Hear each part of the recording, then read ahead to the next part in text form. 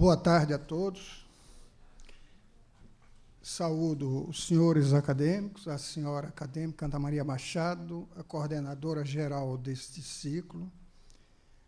Lembrando que hoje, 21 de junho, é a data de nascimento de Machado de Assis, o dono desta casa, que hoje comemoramos 177 anos do nascimento daquele que é consenso geral, é o maior escritor brasileiro de todos os tempos.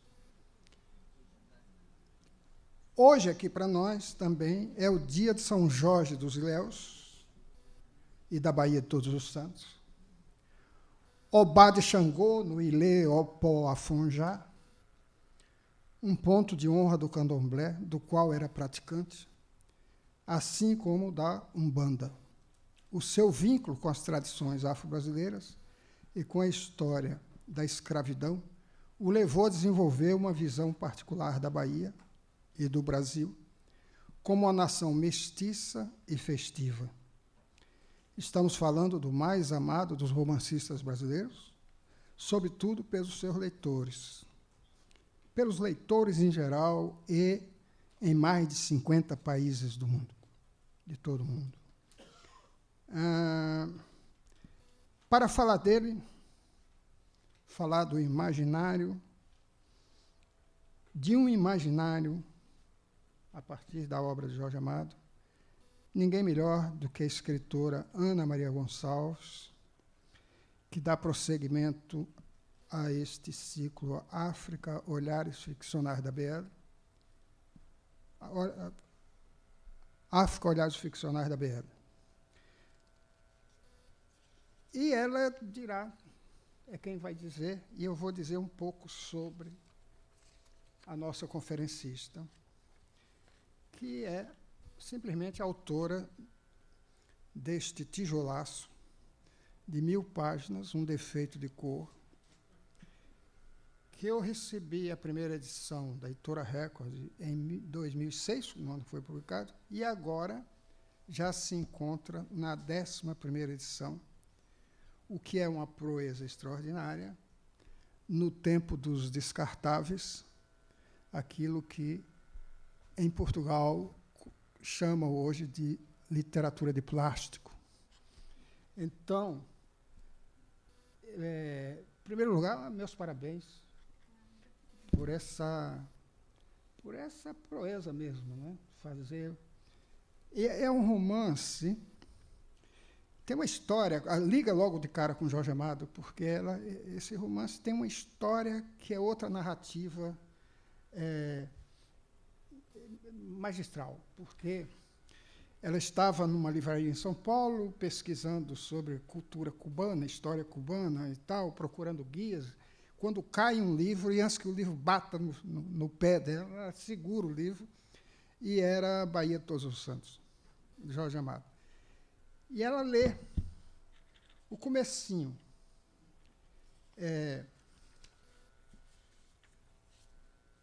Ela lê no prólogo do Jorge Amado, o prólogo chama Convite. É inesquecível esse convite. Eu também tive a mesma coisa quando eu li na minha juventude, né? Que é dizer assim,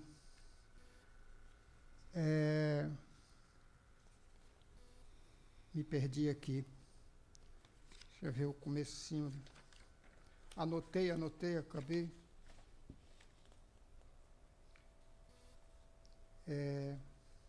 Eu trouxe um trecho dele para ler também. Então leia. Então já começa a ler. Começamos com ele, então? E quando a viola gemer nas mãos do seresteiro na rua trepidante da cidade mais agitada, não tenhas, moça, um minuto de indecisão. Atende ao chamado e vem. A Bahia te espera para a tua festa cotidiana. Teus olhos se encharcarão do pitoresco, mas se entristecerão também diante da miséria que sobra nestas ruas coloniais onde se elevaram, violentos, magros e feios, os arranha-céus modernos. Ouves é o chamado insistente dos atabaques na noite misteriosa. Se vieres, eles tocarão mais alto ainda, no poderoso toque do chamado do santo, e os deuses negros chegarão das florestas da África para dançar em tua honra. Com os vestidos mais belos, bailando os inesquecíveis bailados. As Iaôs cantarão em Iorubá os cânticos de saudação. Os saveiros abrirão as velas e rumarão para o mar largo de tempestades. Do Forte Velho virá música antiga, valsa esquecida, que só o ex-soldado recorda. Os ventos de Iemanjá serão apenas doce brisa na noite estrelada. O rio Paraguaçu murmurará teu nome, e os sinos das igrejas de repente tocarão Ave Maria, apesar de que o crepúsculo já passou com sua desesperada tristeza. No mercado das Sete Portas, nos pobres pratos de Flandres, o sarapatel te espera, escuro e gostoso. Os potes e as moringas de barro que comprarás, as redes para a cesta, os inhames e aipins, as frutas coloridas. Se vieres, a feira terá outra animação, beberemos cachaça com ervas aromáticas. Os sobradões te esperam. Os azulejos provêm de Portugal e desbotam hoje ainda mais belos. Lá dentro a miséria murmura pelas escadas, onde os ratos correm, pelos quartos imundos. As pedras com que os escravos calçaram as ruas, quando o sol as ilumina ao meio-dia, têm laivos de sangue. Sangue escravo que escorreu sobre essas pedras nos dias de ontem. Nos casarões moravam os senhores de engenho, agora são os cortiços mais abjetos do mundo. Verás as igrejas grávidas de ouro. Dizem que são 365. Talvez não sejam tantas, mas que importa? Onde estará mesmo a verdade quando ela se refere à cidade da Bahia? Nunca se sabe bem o que é verdade e o que é lenda nessa cidade. No seu mistério lírico e na sua trágica pobreza, a verdade e a lenda se confundem. Esse é um trechinho do prólogo do Bahia de Todos os Santos, Guia de Ruas e Mistérios. Bom, queria dizer mais que a Ana Maria foi escritora residente. Ela é mineira de Ibiá, lá para o lado do Triângulo Mineiro. Morava em São Paulo quando leu Jorge Amado e decidiu ir para a Bahia. E foi para Itaparica, lá onde aquela cidade, aquela ilha celebrada pelo compadre de Jorge Amado, o João Baldo Ribeiro. E lá ele escreveu o seu primeiro romance. Como é o título? Ao Lado e à Margem do que Sentes por Mim. Depois foi para os Estados Unidos, ficou lá 8 anos como escritora residente, fazendo pesquisa. E agora mora em Salvador.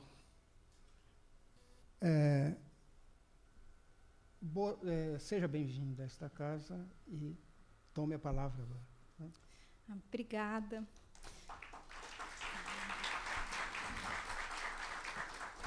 Então, boa tarde a todos. Eu gostaria de agradecer o convite, Antônio Torres, Ana Maria, muito obrigada. Obrigada pela presença de todos vocês aqui. Eu falei que hoje eu estou particularmente nervosa, né?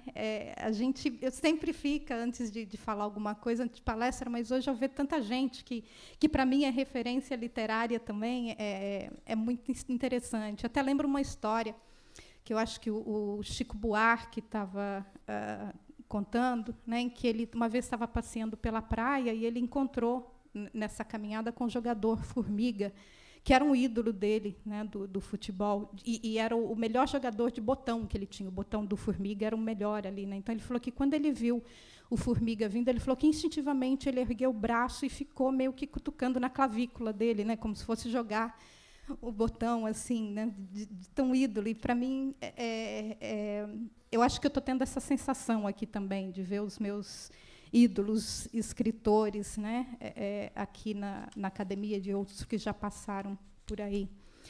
E por falar desse escritor que me é extremamente caro, que é o Jorge Amado.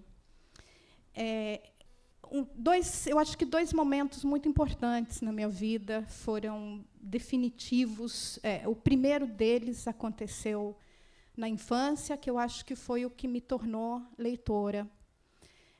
Eu morava em Ibiá, né, que é uma cidade pequena, na época tinha não mais que 15 mil habitantes no Triângulo Mineiro, e não tínhamos uma livraria, né? Tinha biblioteca, mas era daquelas bibliotecas onde que a gente não podia entrar para pegar o livro, era a bibliotecária que trazia alguma coisa, e ela me trazia só aqueles livrinhos fininhos que eu lia sentada na porta da biblioteca mesmo em 10 minutos, né? Não me satisfaziam. E a minha mãe, a quem eu agradeço ter me tornado também leitora, por ser uma pessoa extremamente simples, mas que sempre leu muito, né? Tinha os livros dela em casa, e era aquela biblioteca que me interessava, né? Então, muito nova, eu acho que eu pulei essa parte da literatura infantil, porque eu lia muito rápido, e aqueles livros não tinham... Né, acho que talvez por isso que eu escrevi livro grosso, porque leva mais tempo, né, para ler trauma de infância, de pegar livrinho e ler em 10 minutos. E a mamãe era muito fã de Jorge Amado. Então, ela tinha aquela estante dela de livros, né, e os livros do Jorge Amado eram os que ficavam lá em cima, na prateleira, e ela me falava, você só pode ler o que você alcançar. Então, embaixo, ela deixava os outros que ela achava que eu podia ler, né. Tinha muita coisa boa ali também. Eu li Agatha Christie inteira, com 8, 9 anos, assim, todas as outras coisas. Mas é óbvio que me interessava o que eu não conseguia alcançar.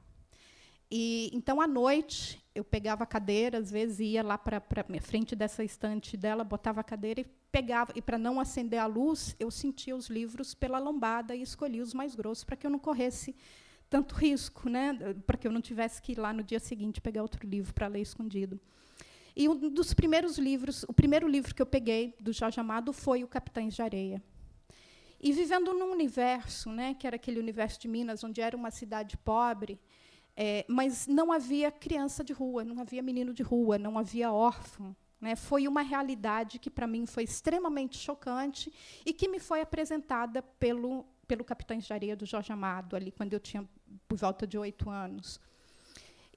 Então, ao terminar de ler aquele livro e sentir que havia um outro mundo que estava contido nos livros, e que eu não conhecia, que eu não tinha a menor ideia de que pudesse existir, né, a literatura entrou com uma força tão grande na minha vida e me fascinando de uma maneira, eu falava, então é para isso que ela serve, né, para apresentar mundos que não estão ao meu alcance.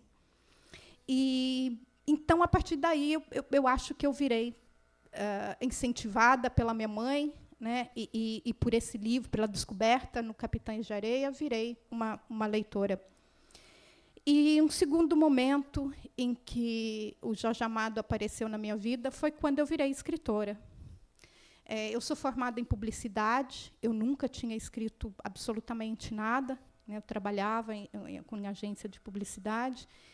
E, num determinado momento, eu estava meio cansada daquela vida, morando em São Paulo há 13 anos, sem tirar férias, trabalhando direto, né, naquela loucura que era São Paulo.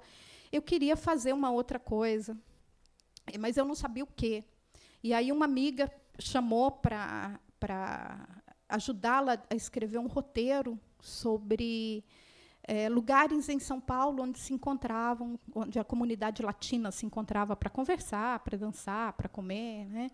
E eu fui para uma livraria fazer a pesquisa, que foi a história que o Antônio Torres contou aqui, e esse livro, realmente, o Guia das Ruas e Mistérios, Bahia de Todos os Santos, Guia das Ruas e Mistérios, do Jorge Amado, caiu nas minhas mãos, ele literalmente pulou da prateleira.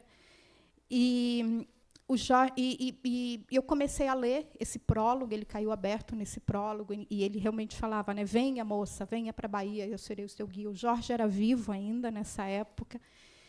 E eu falei, ele está falando comigo, né, eu estou procurando uma coisa diferente para fazer, e está aqui esse convite, e de uma forma tão pessoal, né?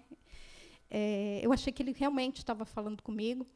E continuei a ler esse prólogo, e lá, num determinado momento, ele fala, precisa de um jovem historiador baiano para contar a história da escravidão, a história da rebelião dos escravos malês. Eu falei, não sou nem jovem, nem historiadora, nem baiana, mas a história aqui começou a me interessar. Porque eu nunca tinha ouvido falar de rebelião malê. Né? Rebelião escrava, a gente não aprende na escola, né? Eu falo que a gente aprende mais sobre, sei lá, a guerra de Constantinopla do que está longe da gente, do que rebelião escrava, né, que está tão na construção da nossa história. E então, lendo aquele convite do Jorge Amado, foi quando eu tomei a decisão de conhecer Salvador. Eu não conhecia Salvador. Eu fiquei mais de um ano ainda em São Paulo, pesquisando, tentando pesquisar pela internet, alguma coisa. E até que chegou um momento, eu falei, eu vou encarar essa. Eu acho que eu vou tentar escrever esse livro, que ele desafia aqui. Aí cheguei em Salvador, no 3 de fevereiro, no dia 1º de fevereiro, dia 2 de fevereiro, eu fui para a festa do Rio Vermelho, de Iemanjá, e fiquei lá, né? E percebendo que ela era, a cidade era realmente tudo aquilo que Jorge Amado falava ali no convite, né? Mais um tempo. A ideia era morar em Salvador, mas por causa de um outro livro, exatamente O Vivo Povo Brasileiro, do João Baldo, eu fui conhecer Itaparica, eu queria conhecer os lugares onde o livro se passava. Me apaixonei por uma casa lá em Itaparica, depois eu consegui alugar a casa, voltei para São Paulo, assim, em menos de 2 semanas, desfiz a minha vida toda e fui embora, mudei para Itaparica, onde eu escrevi o primeiro livro, e comecei a pesquisar para escrever O Defeito de Cor, e conhecer um pouco da Bahia. Mas o interessante é que agora, depois de 13 anos dessa primeira vez que eu morei na Bahia, eu fiquei aí 1 ano na ilha de Itaparica e depois mais 1 ano em Salvador. Agora é que eu estou, de verdade, voltei a morar na Bahia, tem 1 ano e meio, mais ou menos, e agora é que eu estou conhecendo realmente a cidade. Porque, daquela vez, eu acho que eu fiquei no século XVIII, século XIX, que era a partir de onde eu estava escrevendo esse livro e fazendo a pesquisa, né? Eu andava pela cidade procurando esses resquícios. E me foi muito útil esse Guia das Ruas e Mistérios do Jorge também, porque ele fala dos lugares, ele fala das histórias dos lugares, ele fala das pessoas que foram importantes para a história de Salvador, né? E um projeto, eu acho que poderia ser muito interessante, seria tentar fazer uma atualização desse guia. Se não me engano, ele foi escrito em 43, eu não sei direito, tem que dar uma olhada, mas, ou seja, ver como é que está agora, né, esses outros lugares.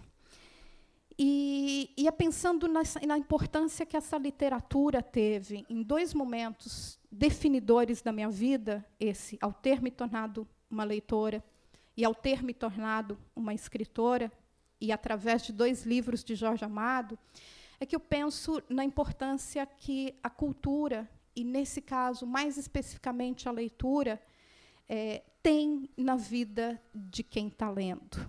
Né? Tem, principalmente depois de receber, de ouvir as impressões de algumas pessoas sobre o que o defeito de cor significa para elas, em termos de como elas se reconhecem, como reconhecem ali uma determinada história, um passado, né, que é a vida de uma escrava, que eu conto desde os 8 até os 80 e quase 90 anos de idade.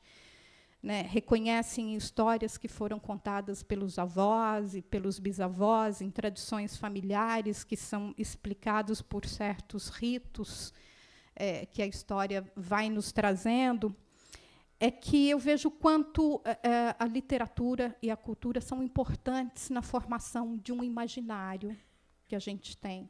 Né? Ou seja, essa primeira vez que eu fui para a Bahia, e eu fui para Salvador, eu fui completamente imbuída das impressões, das sensações e dos sentimentos que a literatura de Jorge Amado me trazia. E isso... meio que, para escrever o livro, eu tive que tentar desconstruir um pouco essa imagem para eu poder ter as minhas próprias impressões sobre a cidade, né? sobre as pessoas, sobre a história. E pensando na importância da cultura e das artes na construção desse imaginário, eu acho que a gente pode pensar esse imaginário em termos de 4 elementos, né? Ou como lenda, ou como mito, como rito, ou como verdade. E aí, aqui nessa parte que eu ia ler para vocês, aquele trecho que eu já li do livro da introdução do Jorge Amado, né, em que ele termina perguntando, né, nunca se sabe bem o que é verdade e o que é lenda nessa cidade. No seu mistério lírico e na sua trágica pobreza, a verdade e a lenda se confundem. Isso acontece não apenas na literatura, mas na vida da gente também.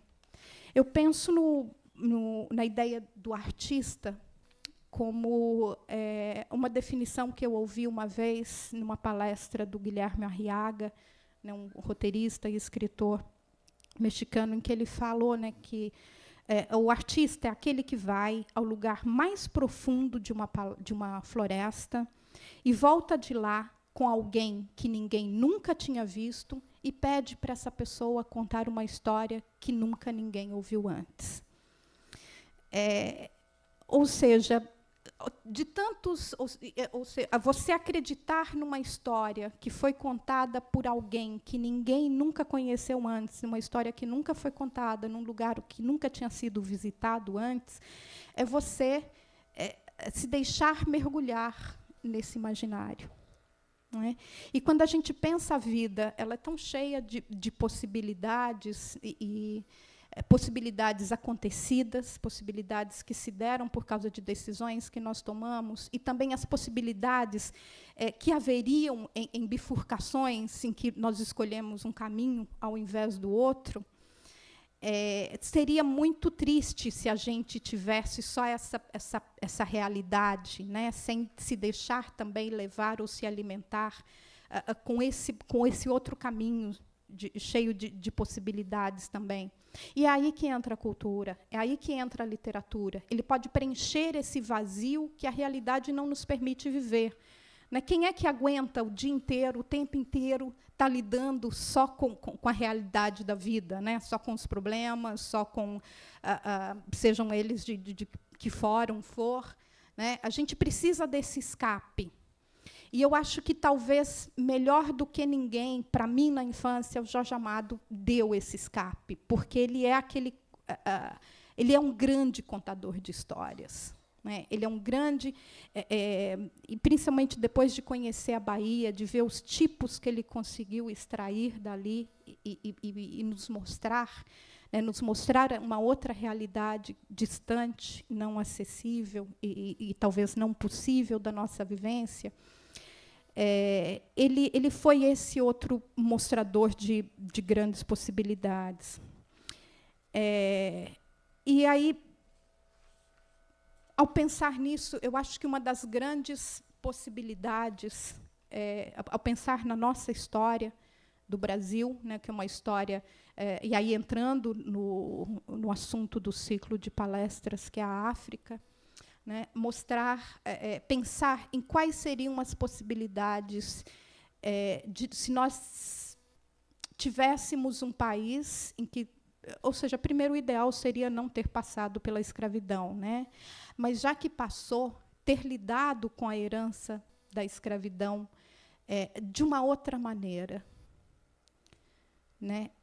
Nós temos, infelizmente, a gente tem se dado, eu acho que, ao luxo, né, de perder a oportunidade de aproveitamento cultural, histórico, de conhecimento, de uma outra maneira de pensar e de viver, que tem sido,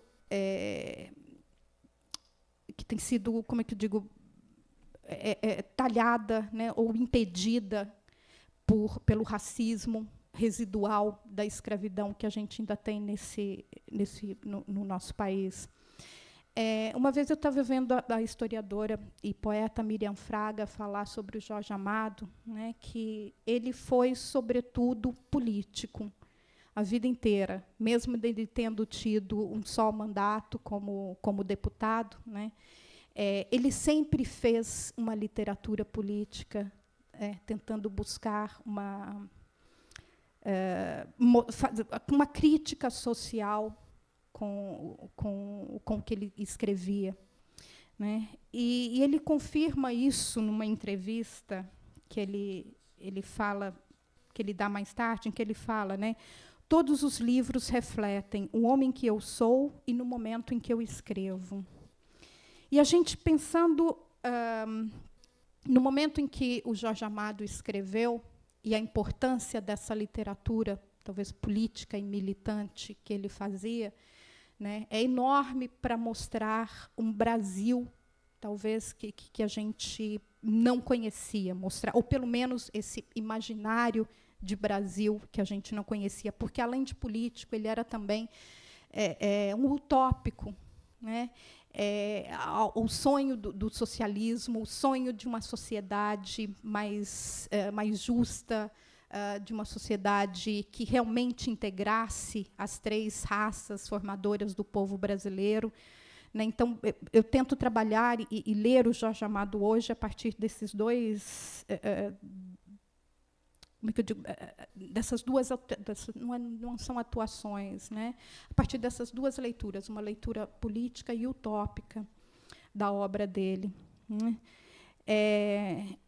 E eu acho que, no momento em que ele começou a escrever, a Bahia, talvez mais do que qualquer outro estado brasileiro, houve um pacto ali de se definir um determinado tipo de indivíduo, ou um determinado tipo de imaginário identitário para a Bahia, que depois passou-se a se definir também como uma ideia do que poderia ser o povo brasileiro.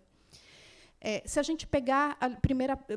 Geralmente divide-se a literatura de Jorge Amado em 2 fases, né, uma fase até 54, em que a gente tem ali na época em que ele era ainda do partido, e faz uma literatura mais, digamos, de crítica política, de cunho político, e depois, a partir daí, uma de cunho mais social, talvez.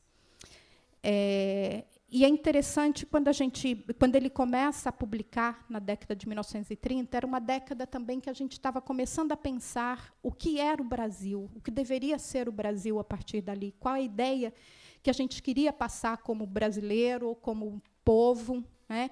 E tínhamos ali, naquele momento, um grande problema para resolver, que era exatamente a questão da presença do negro no Brasil.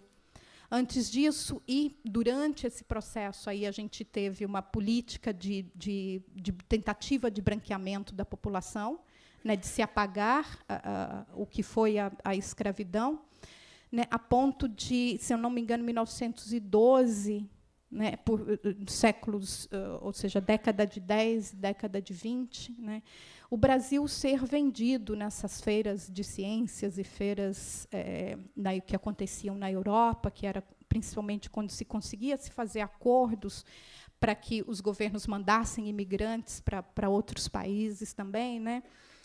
O representante brasileiro, numa feira de 1912, falava, né, que, ao tentar vender o Brasil lá, e realmente porque estava competindo com a Argentina e com o Chile, é que, em 100 anos, o Brasil não teria mais negros. Ou seja, a partir de leis que foram implantadas, sim, né, em que, primeiro, tornou-se proibido a entrada de africanos no Brasil, durante e no período posterior à escravidão, e depois, e até 1940 e poucos, né, estava em vigor ainda uma outra lei que dizia que não necessariamente seriam africanos, mas que poderiam ser impedidos de entrar no Brasil pessoas que não tivessem um fenótipo europeu, que desejável a continuidade de... Eles não falavam, a palavra não era apuração, né, mas era por aí, né? Ou seja, o tipo de brasileiro que se a pessoa não tivesse as características europeias típicas do que se desejava que fosse o brasileiro, também não poderia entrar no país. Então, Jorge Amado ele começa a escrever a partir nessa época, onde essas ideias racistas e eugenistas estão muito presentes e muito em discussão na formação do que seria essa identidade brasileira. Ele conhece as teorias do Gilberto Freire, né, de mestiçagem, de miscigenação, e vai adotar a teoria da miscigenação como solução, como uma solução feliz, né, para o Brasil. E aí eu chamo de utópico também, nesse sentido.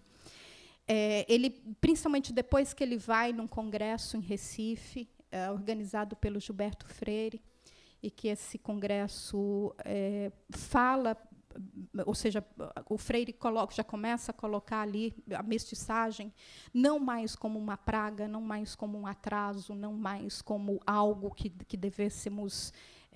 deveria ser tratado como um processo de branqueamento, mas um processo de assimilação e de aceitação dessa cultura de formação do povo e da identidade brasileira, né? Ele volta desse congresso e, logo em seguida, ele escreve o Jubiabá, né, que é um livro em que coloca talvez, eu não sei, não conheço tanto para saber, mas talvez um dos livros que coloque aí o protagonista negro, né, que pela primeira vez usa-se um protagonista negro, e fala-se bem, né, de uma cultura que veio da África para o Brasil. Então, a partir daí, com Freire, né, e com esses sociólogos que tentam tirar, ou seja, haviam várias outras correntes, né, e que se falava, e aí principalmente na Bahia. É interessante, em 1930, uma fala da mãe Aninha, a Yalorixá do Ilê Axé Opó Afonjá, né, chamando Salvador de a Roma Negra, né? Ou seja, se a Roma era o centro do catolicismo, né, a nossa Roma Negra deveria ser o centro, a Meca, né, ou o centro do culto dos orixás. E essa ideia, depois, mais tarde, ela é até retomada numa canção do Caetano, também, chamado Reconvexo, né, que foi gravada pela Bethânia, né, em que ele fala: eu sou a sombra da voz da matriarca da Roma Negra, você não me pega, você não chega a me ver. E Jorge ele capta muito bem essa ideia dessa Roma Negra, e a partir da religiosidade, né, africana, ou seja, a hibridez, né, o candomblé sendo tipicamente brasileiro, mas vindo dos orixás trazidos da África. Tanto que ele, mais tarde, ele é o autor da lei, né, que, como deputado, ele apresenta a lei que descriminaliza, né, o candomblé no Brasil. E aí uma coisa, mas ele percebia-se que naquele momento, né, ou seja, o que mãe Aninha queria falar ali, né, era essa tentativa, era meio que ia contra essas ideias da mestiçagem, né, de que como solução brasileira, como hibridismo, porque estando também num contexto, como é que eu vou dizer, a mestiçagem ela pode ser tanto usada para encobrir atitudes racistas, né, e muitas vezes, até hoje em dia, ela tem sido usada assim no Brasil, né, como, por exemplo, teoria do embranquecimento, era trazer imigrantes europeus para cá, né, para que, pouco a pouco, eles fossem branqueando a população. Né. Então, ou seja, essa teoria da mestiçagem, ela tanto serve, ela está vestida, né, de boazinha, de um pacto em torno de uma democracia racial, de aceitação, de mistura, né? Ela também pode ser usada para acabar com o que havia de tipicamente africano no Brasil. E há muita coisa, né? Eu digo, hoje em dia, eu fico muito intrigada quando se fala em, por exemplo, contribuição do negro na cultura brasileira, né? Não é contribuição, né? Se a gente pensar no que hoje representa, quando se fala em Brasil, e essa ideia do que é vendido como brasileiro, tanto lá fora do que como aqui, né? Na base estão elementos africanos, né? Seja na culinária, na música, na dança, em todas as áreas, o que se está ali é na base, não é uma mera contribuição. né? E eu acredito que era complicado também falar nisso naquela época na Bahia, numa cidade que era 80% negra, né? E grande parte africana, porque a gente ainda tinha ali, desobedecendo às leis que proibiam o tráfico de escravos, a gente ainda tinha ali africanos vindos, não apenas seus descendentes, mas também nascidos em África, né? Então, o que Manhaninha quer, quando ela defende essa Roma negra, né, é que seja também mantida, seja também aceita essa pureza nagô, né, aqui no caso aqui. E eu acho que talvez o Jorge ele fica, ao mesmo tempo em que seria muito difícil que fosse aceito, né, dentro daquele contexto em que a gente tinha ali, principalmente, tendo a Faculdade de Medicina da Bahia como um dos polos de conhecimento em que a gente estava se ali analisando raça nesse contexto de doença, de defeito, né? Seria muito difícil passar essa ideia de dessa pureza nagô também deveria ser boa. E talvez, eu não sei se foi isso que pode ter chamado a atenção de Jorge, né, para as teorias da mestiçagem, que naquela época ainda eram mais fáceis de ser aceitadas, né, como são bem aceitas até hoje ainda, num determinado momento. Eu vou ler aqui um trechinho de um texto do Osmando Pinho sobre essa época, né, em que ele começa a escrever ali e usar esses personagens no seu livro, né? As lideranças de candomblé valorizavam a pureza nagô precisamente numa época em que intelectuais modernistas celebravam uma identidade nacional híbrida, baseada na mestiçagem. Intelectuais baianos, como Arthur Ramos e Edson Carneiro, também promoviam o discurso da pureza nagô como uma maneira de distinguir a Bahia de outras regiões brasileiras com grandes populações negras. Em Salvador, percebemos a coexistência histórica de discursos em termos de uma pureza e da hibridez, a dualidade sempre sugerida pelo título do livro de Aldier. Em Salvador, formas afrocêntricas de expressão cultural e identidade coletiva desenvolviam-se simultaneamente a discursos e práticas que valorizavam a mestiçagem cultural. Gilberto Freire, o mais famoso articulador do discurso moderno da identidade nacional, afirmava que Salvador, e não sua cidade natal, Recife, era a cidade paradigmática da mestiçagem brasileira. Para ele, a gente da Bahia seria a mais harmoniosamente mestiça da América e a mais expressivamente brasileira do Brasil. E é nesse momento que o Jorge escreve que ele consegue fazer com que, ou seja, autorizado, né, em termos por essa ideia do Freire, que a Bahia era o lugar mais representativo dessa nova brasilidade, dessa nova identidade cultural que poderia nascer através da mestiçagem, né, ou seja, que o verdadeiro brasileiro estava nascendo ali na Bahia, né, ele começa a colocar esses personagens nos livros dele, né? E eu quero falar especificamente de um livro que eu acho muito importante, bem significativo de algumas dessas ações, que é o Tenda dos Milagres, né? Ele considera, mesmo tendo sido escrito um bom tempo depois, ele considera o Tenda dos Milagres como uma certa continuação de Jubiabá, né?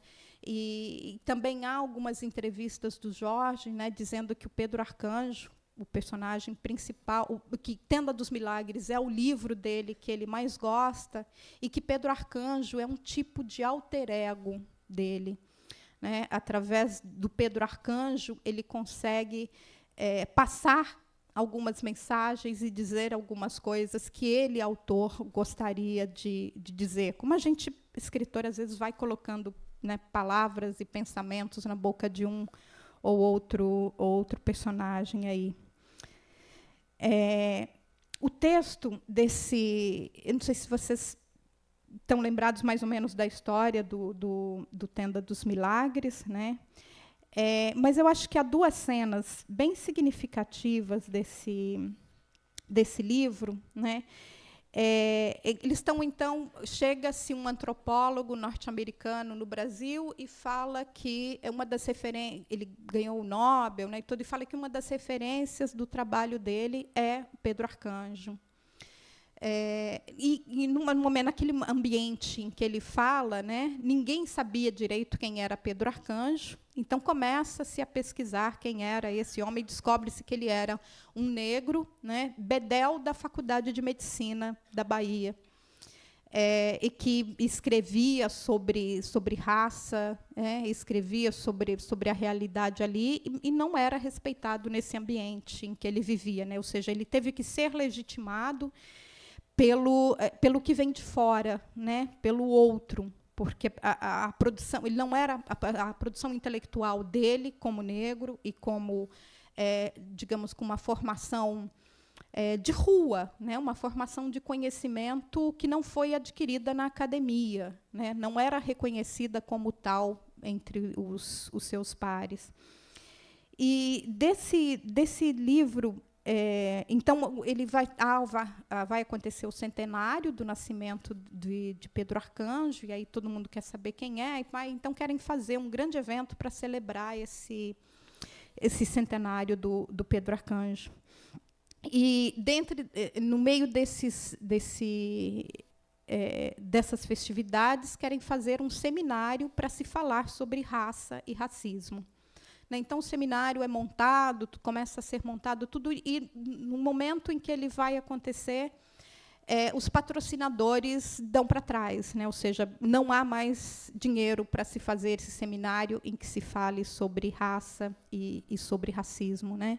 Ao mesmo tempo em que começa a se descobrir, né, o quanto as ideias de Pedro Arcanjo, que eram as ideias do Freire, né, as ideias de miscigenação, de uma sociedade tendo a miscigenação como algo fortuito, como algo de bom para a sociedade brasileira, ia ser discutido ali também. E é muito interessante, acho que foi mais ou menos nesse momento que aconteceu um congresso também. Então os patrocinadores somem, né, e depois vão pesquisar e vão ver que os acadêmicos que estavam numa linha de pesquisa ali que talvez pudesse ser combatida, né, pelas ideias do Pedro Arcanjo, não o reconhece como seus pares, né. Aconteceu uma coisa bem interessante também nesse momento, eu não sei se o Jorge acompanhava e coloca-se no livro, né, que foi um congresso também organizado pelo Abdias do Nascimento, né, para se falar sobre raça e racismo. Nesse congresso, o Abdias desenvolve um trabalho de coleta de dados, de pesquisa, muito interessante, né, e que depois ele tenta publicar, eu não me lembro agora quem foi que pediu emprestado para ele esse trabalho. Vou aqui com medo de estar errando, mas tendo quase certeza que foi Florestan Fernandes. E pegou esses dados, os dados que o Abdias tinha levantado e produzido e compilado, né, escreveu em cima daqueles dados, distorcendo alguns deles, né, e publicando esse material.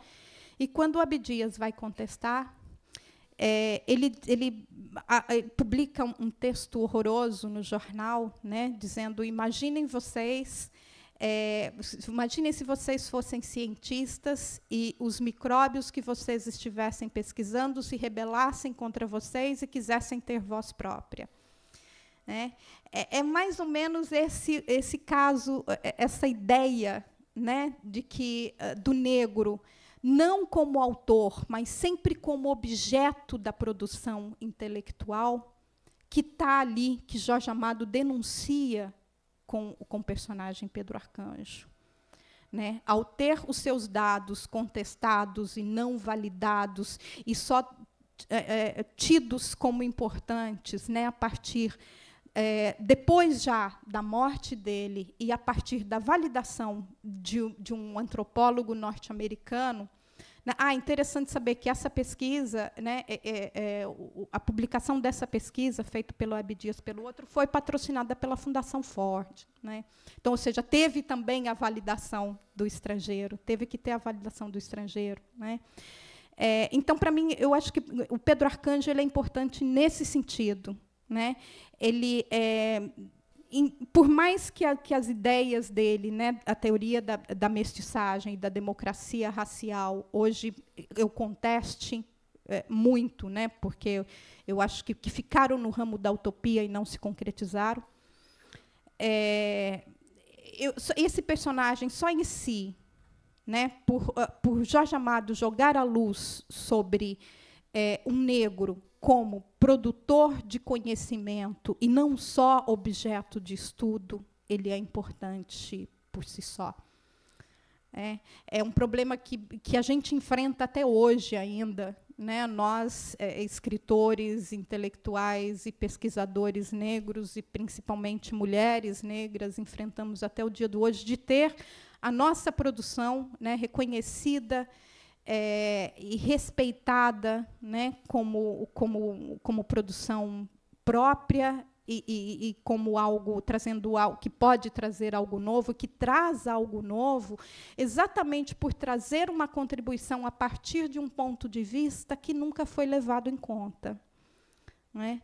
Então, eu acredito que muitos dos personagens do Jorge Amado ele traz essa ideia, né? Ele traz essa visão, esse ponto de vista, essa vivência, essa experiência representativo e que se ajudou a formar um imaginário do que é o baiano, do que seriam os tipos baianos, né?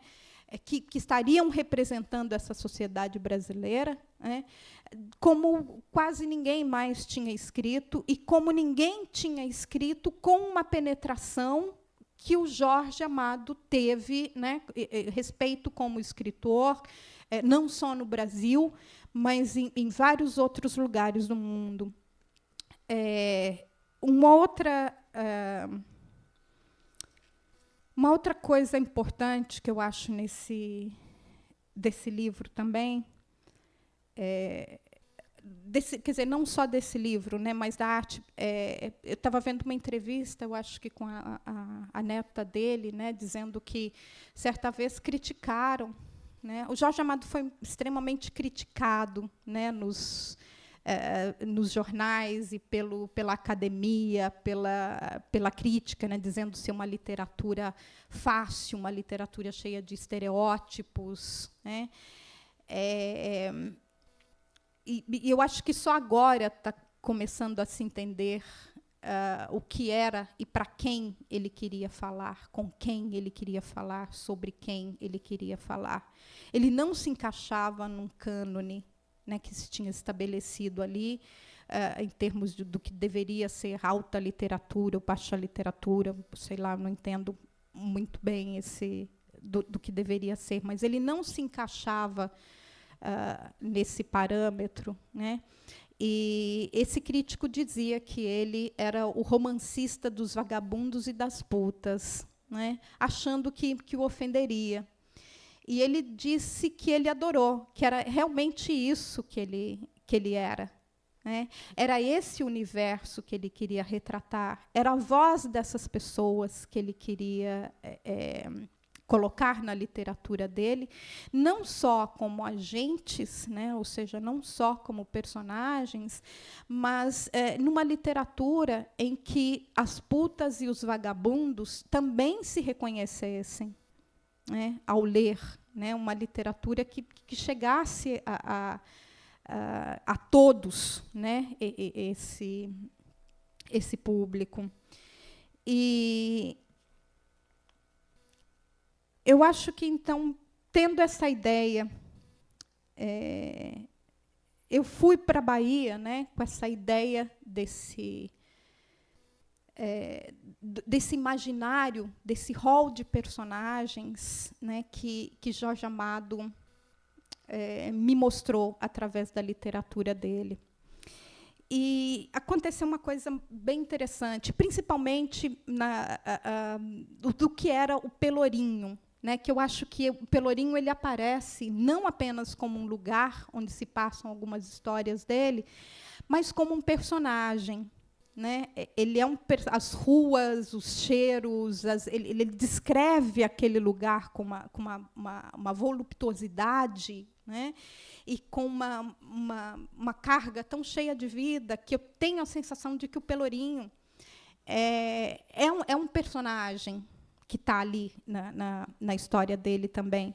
E, para escrever O Defeito de Cor, eu tive que circular muito pelo Pelourinho, porque é nesse lugar onde estão os vagabundos, as putas, os meninos de rua, os pivetes, os policiais. Né? E foi um ambiente que o Jorge Amado conheceu muito bem, porque quando ele tinha por volta de 14, 15 anos, né, que o pai, ainda em Itabuna, o mandou estudar em Salvador. Ele ficou durante um tempo no colégio interno, depois ele fugiu desse colégio interno, e para voltar a estudar e voltar em Salvador, ele teve que voltar para um colégio que fosse um externato, né? E ele foi morar numa pensão no Pelourinho. Então, é uma região que ele realmente viveu, né? Ele conheceu, ele andou por ali, ele sabia do que ele estava falando. Quando ele também, muito cedo, começou a interessar por ler e escrever. Né? E uma das primeiras profissões dele foi como jornalista. Né? Ele arrumou emprego num jornal, e o que deram para ele foi fazer o caderno policial. Né? Então, ou seja, ele também cobria esse tipo de... não só por ele morar ali no Pelourinho, mas também por trabalhar, porque era ali que a cidade, naquela época, né, era a parte maldita da cidade, era a parte meio abandonada da cidade, era onde essa gama toda de personagens que depois vão compor o universo de Jorge Amado viviam. Né? Então, era muito interessante para mim andar pelo Pelourinho, procurando... Eu escrevia o personagem, né? E depois ia procurar um lugar para ele morar. Então, como eu estava trabalhando num universo de escravos, né, ou de libertos, né, era ali na região do Pelourinho que praticamente todos moravam também. Então, era muito... Às vezes, eu andava lá com o Guia das Ruas e Mistérios do Jorge Amado, tentando saber a história da rua. Né?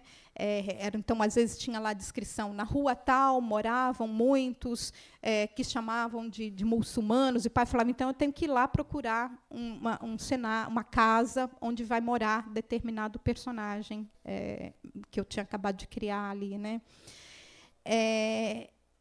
E era aqueles dois universos, né, em que eu tentava ver como é que era aquele lugar, qual era a casa que poderia estar de pé em determinado momento, né, e qual era a casa onde havia acontecido alguma história do Jorge Amado, que é uma coisa até que falta, porque eu penso que falta muito colocar. Né? Às vezes a gente viaja e vai para... Principalmente em Dublin, né, o que eles têm com o Joyce, né, onde você tem aquelas placas nas ruas, nos bares, nos lugares. Né. Aqui o personagem fez isso, aqui o personagem fez aquilo, aqui o personagem parou durante determinada hora. Né.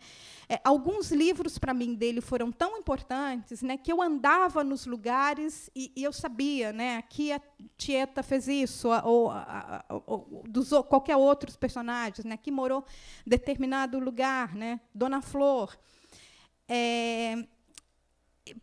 Exatamente por essa... Ou seja, não há um deslocamento entre o que ele estava falando e o que ele queria, por ele conhecer o local, por ele conhecer os personagens, por ser o local de onde ele se sentia confortável falar, né? E aquilo que eu estava já aprendendo num determinado momento, em que ele em determinado momento, já às vezes 50, 60 anos depois daquele livro ser escrito. E aconteceu, depois do Defeito de Cor, em que eu andei muito por lá, porque são mais de 400 personagens, e, às vezes, achar lugar para todo mundo morar era meio complicado, né? E interessante que as pessoas me falam que elas, hoje, depois de lerem o Defeito de Cor, né, elas andam, o Salvador, para elas, tem uma outra cara. Elas andam não apenas na cidade, mas procurando os locais onde determinados personagens moraram. E eu acho que isso eu tentei aprender com o Jorge. Respeitar a história do local. Quando a gente vai ler um livro dele, não há nada deslocado ali. Né? Não há nenhum personagem que não poderia estar, naquele momento, falando aquela coisa, falando aquela determinada coisa, ou agindo daquele determinado modo. Né? Isso fala de uma... Eu acho que rebate essa crítica que fala dele como uma literatura rasa, como personagens que não são desenvolvidos muito psicologicamente, né? Porque eu acho que ele fala de coisas ali do dia a dia que só, às vezes, conhecendo realmente esse universo que ele cita, é que você vai entender. Né? Eu não preciso dar profundidade psicológica para uma personagem prostituta, ou para um personagem, um pivete de rua, ou um personagem... ou seja, eu não preciso justificar por que ele está fazendo ou agindo de uma determinada maneira, né?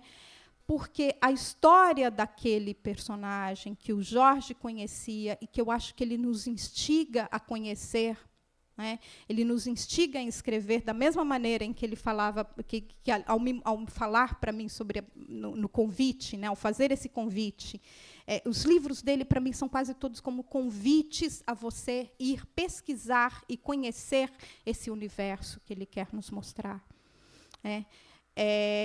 Então, ou seja, ele te conta a história e ele te instiga a ir lá, fala, olha, quer mais? Vai lá. Isso aqui está interessante? Vá lá, né? Pesquise, escreva, faça o seu, ande por onde eu andei, coma as comidas que eu comi, conheça as pessoas que eu conheci, né? E veja se é isso mesmo, vai lá tirar a prova. Né? E eu acho que ele é extremamente eficiente nessa maneira, ou seja, que com essa literatura e conversando também com as pessoas que o conheceram, né, ele também tinha essa atitude. Né? Ou seja, ele te dá um pouquinho para que você morda ali e queira mais.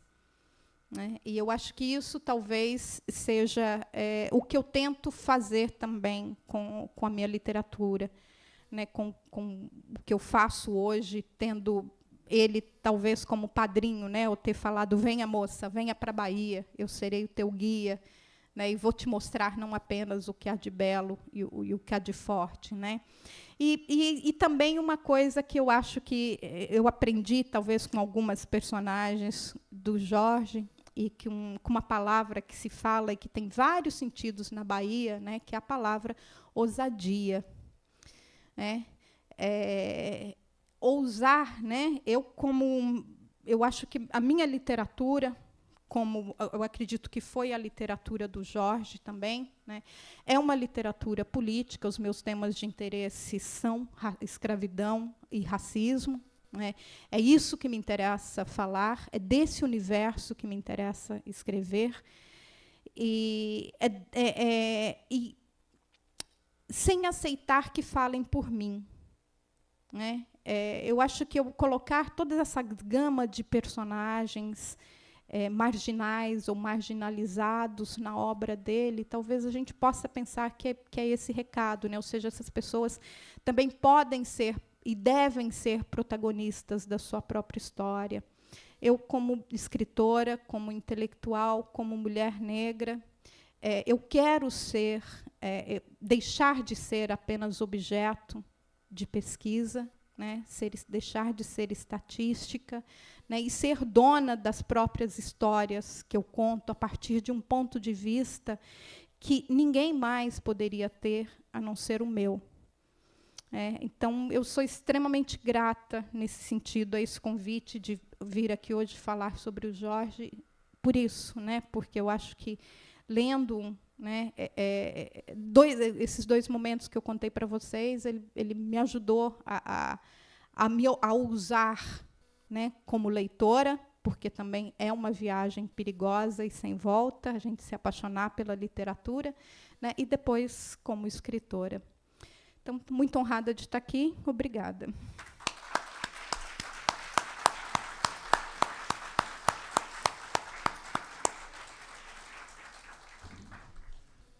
Amigos, a Ana Maria Gonçalves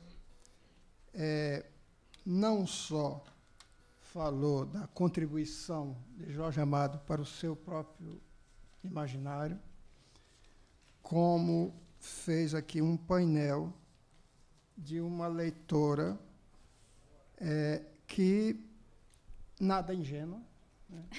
Nada ingênua, foi capaz de olhar com sedução essa obra, mas ver também alguns perigos nesse ideário do Jorge Amado em relação à mestiçagem cultural e tudo mais que cerca as questões do negro na cultura brasileira e na nossa sociedade, no nosso comportamento. E você tocou num ponto aí, que é essa... Ana Maria Machado toca muito no livro dela, romântico, sedutor, anarquista, como e por que ler Jorge Amado hoje. E essa questão da academia em relação ao Jorge. O Jorge é idolatrado pelo leitor comum, né? E servia de saco de pancada para a crítica universitária, né? E você aponta aí alguma mudança nisso, né? Essa crítica via, na verdade, a literatura do Jorge um pouco assim como se ele fosse seguidor político do Antônio Carlos Magalhães em relação à Bahia, em relação a Salvador, principalmente, né? Que o Antônio Carlos Magalhães não foi governador da Bahia, ele foi governador de Salvador. Né? Ele fez uma Bahia fora export.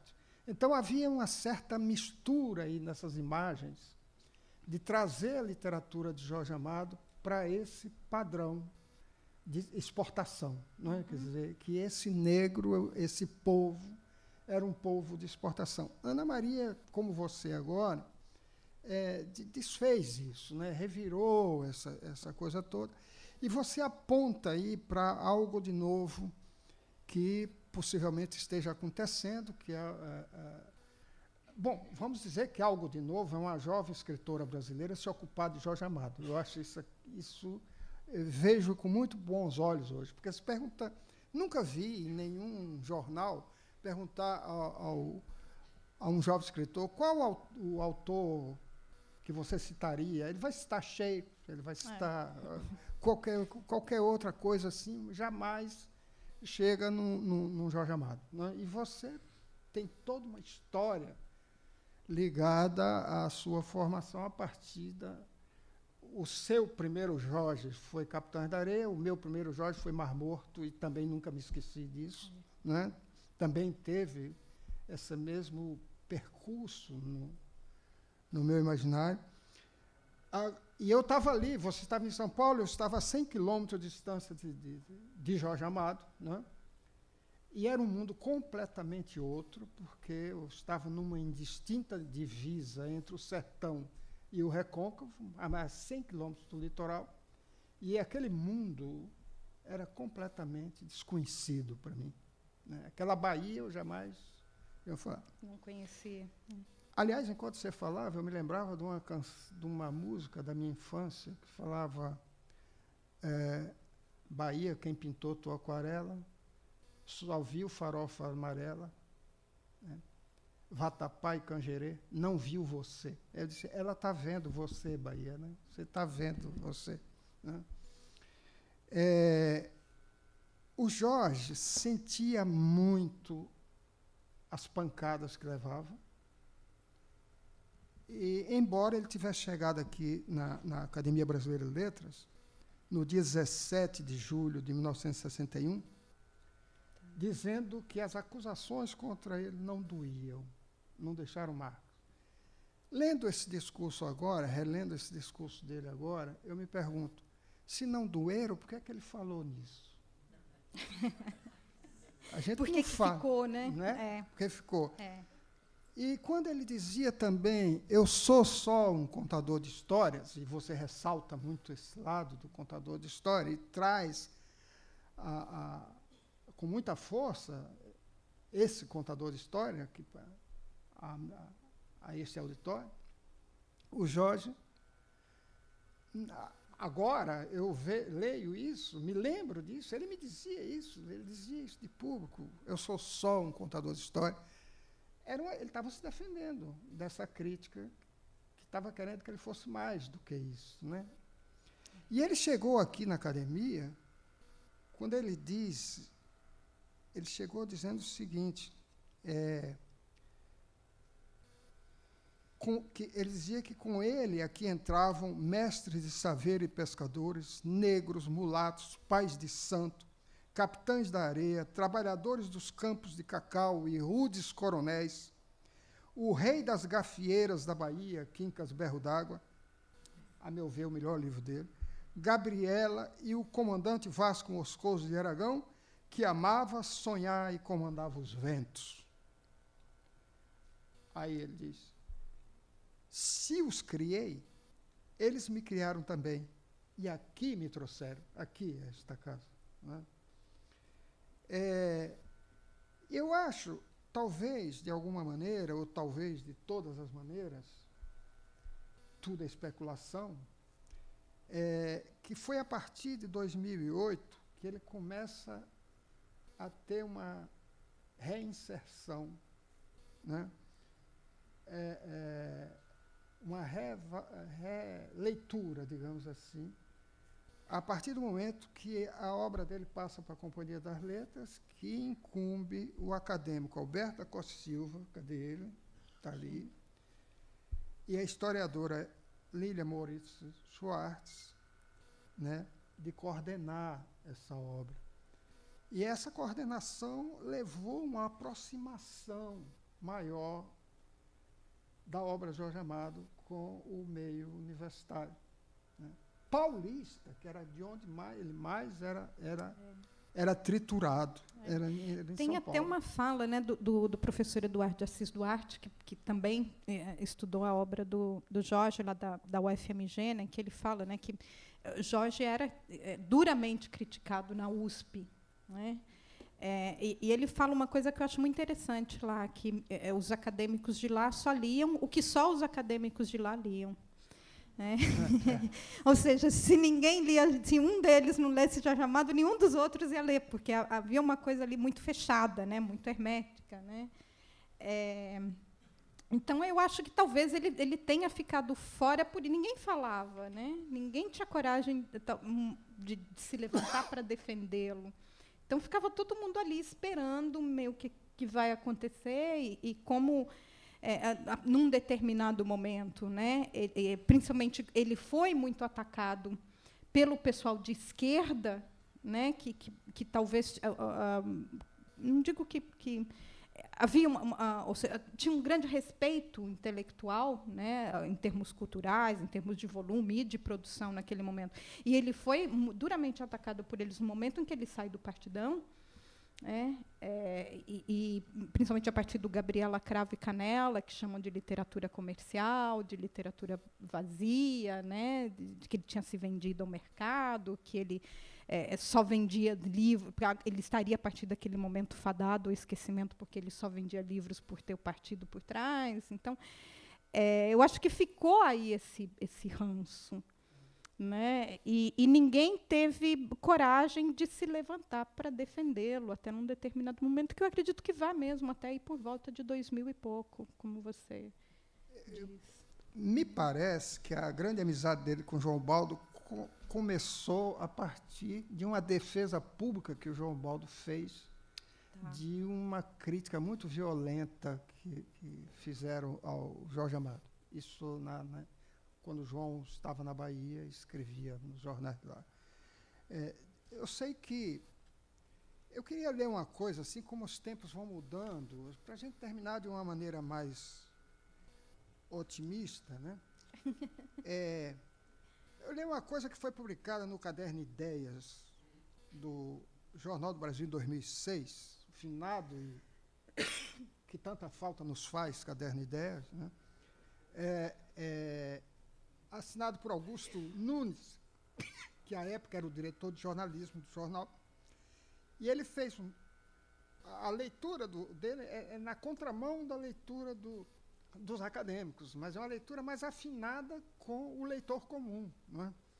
Quer dizer assim, poucos ficcionistas dominaram tão completamente quanto Jorge Amado a arte de inventar gente. Os personagens do escritor baiano, inspiradores de ilustrações magníficas, transformaram o leitor em diretor de elenco. Além de nome, tem cores e cheiro. Tem até corpo e rosto. Às vezes, existem. Gabriela, por exemplo, tem cor de canela, cheiro de cravo e virou gente com o nome de Sônia Braga. Tem vários, né? Diz que ele arrumou muita briga, né, ao colocar... Não, tem uma fantástica dele. Quando ligou um repórter para Salvador, aqui do Rio, para perguntar por que Sônia Braga para fazer o papel de Gabriela, ele não titubeou. Porque é minha amante.